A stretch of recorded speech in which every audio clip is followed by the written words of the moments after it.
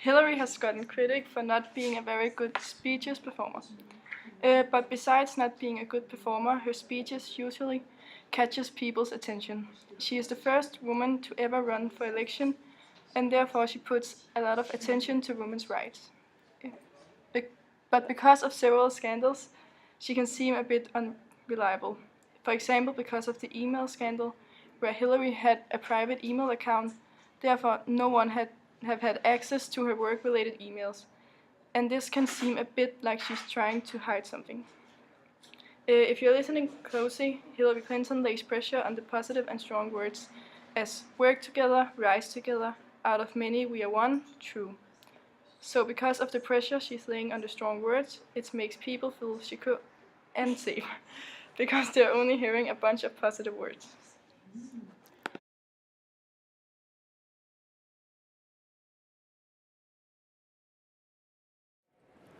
And just as with our founders, there are no guarantees. It truly is up to us. We have to decide whether we will all work together so we can all rise together.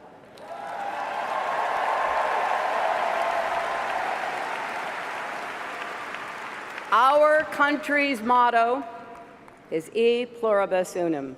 Out of many, we are one. Will we stay true to that motto? Well, we heard Donald Trump's answer last week at his convention. He wants to divide us from the rest of the world and from each other. He's betting that the perils of today's world will blind us to its unlimited promise. He's taken the Republican Party a long way, from morning in America to midnight in America. He wants us to fear the future and fear each other. Well, you know. Compared to Donald Trump, her attitude is very professional. She does not disrespect women, immigrants, or any other minority, and she's in general talking nicely about other people and smiles as she gives a speech. She holds Trump accountable for his words. She's not directly mean to him, but she definitely holds him up for his stupidity. She articulates witty, funny, and clever. She often smiles and seems very friendly. She builds bridges between people and between ideas. When she's giving a speech, she speaks and pronounces with feelings. You can tell when she feels sorry about something, when she feels happy, and when she truly hopes and has a vision.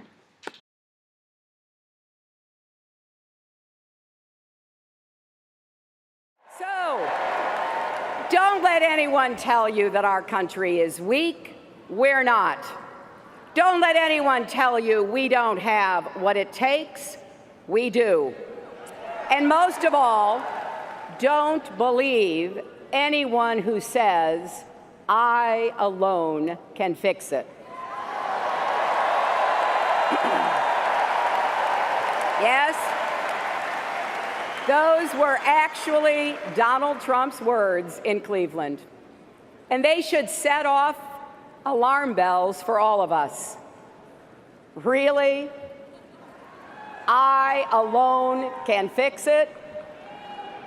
Isn't he forgetting troops on the front lines, police officers and firefighters who run toward danger, doctors and nurses who care for us, teachers who change lives, entrepreneurs who see possibilities in every problem, mothers who lost children to violence and are building a movement to keep other kids safe?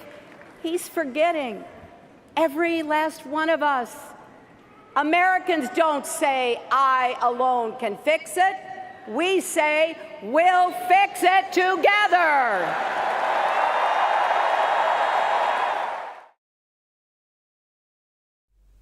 Claim. Don't believe anyone who says, I alone can fix it. This is referred to Donald Trump, who has said that exact sentence. By this she means no one can fix all the world's problems alone. And as a ground, she lists a bunch of occupations and people who all contribute to the American nation.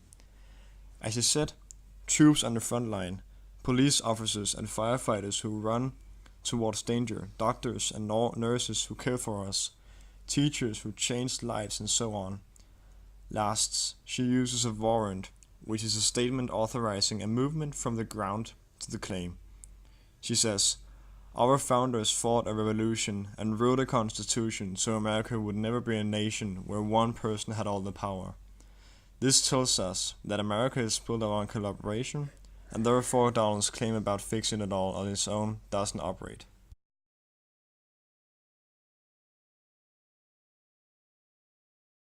Too many people haven't had a pay raise since the crash. There's too much inequality, too little social mobility, too much paralysis in Washington, too many threats at home and abroad. But just look for a minute at the strengths we bring as Americans to meet these challenges. We have the most dynamic and diverse people in the world. We have the most tolerant and generous young people we've ever had.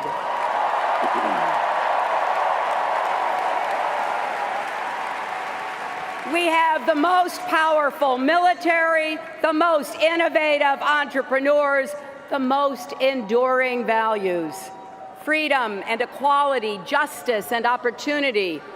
We should be so proud that those words are associated with us.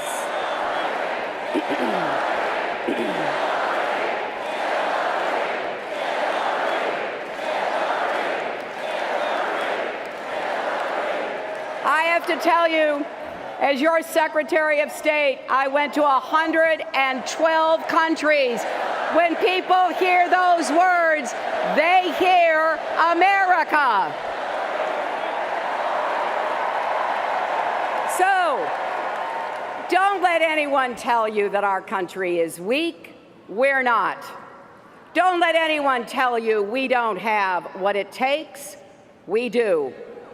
And most of all, don't believe anyone who says, "I alone can fix it."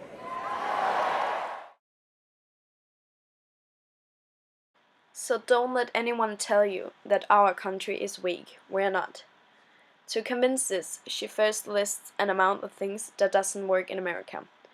But besides these things, America is still strong, and therefore she lists America's strengths, which they can bring to meet these challenges. This is her ground to support her claim. She says, "We have the most dynamic and diverse people in the world. We have the most tolerant and generous young people we've ever had. We have the most powerful military, the most innovative entrepreneurs." This puts a positive discourse to America and puts focus on some of the very positive things America also stands for. Last, Hillary says, "We should be so proud that these words are associated with us, that when people hear them, they hear America." How much more will